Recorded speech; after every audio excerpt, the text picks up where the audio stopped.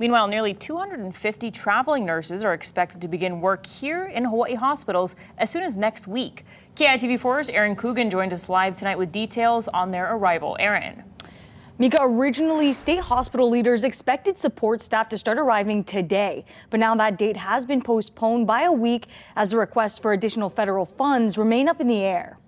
We did make a decision on Friday of last week to initiate bringing in the first wave of workers in anticipation that the funding would be confirmed. It's a decision that comes after more than 50 new COVID patients were admitted to Hawaii's hospitals. That was within this past weekend alone. The need has increased fairly dramatically. On Friday of last week, we had 247 COVID hospitalized patients in our hospitals. As of this morning, we have 311.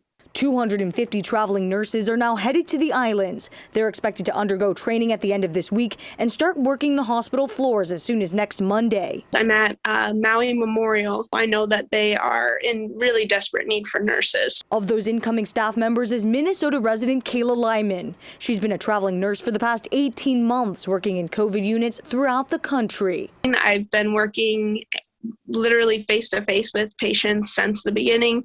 In my current position, I was in the ER, and I was probably performing CPR on 6 to 12 patients a day. As the state continues to record unprecedented case numbers, she says she knows how critical it is to get additional staff on the floor.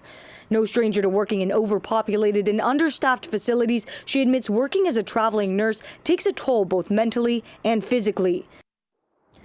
Now, Lyman admits that the challenges of being a traveling nurse extend far beyond what meets the eye. She says concerns surrounding living situations, adjusting to new work environments, and not being able to go home at night are always on the back of her mind. Still, in being a nurse during this ongoing health crisis, she's motivated to provide care to those in need.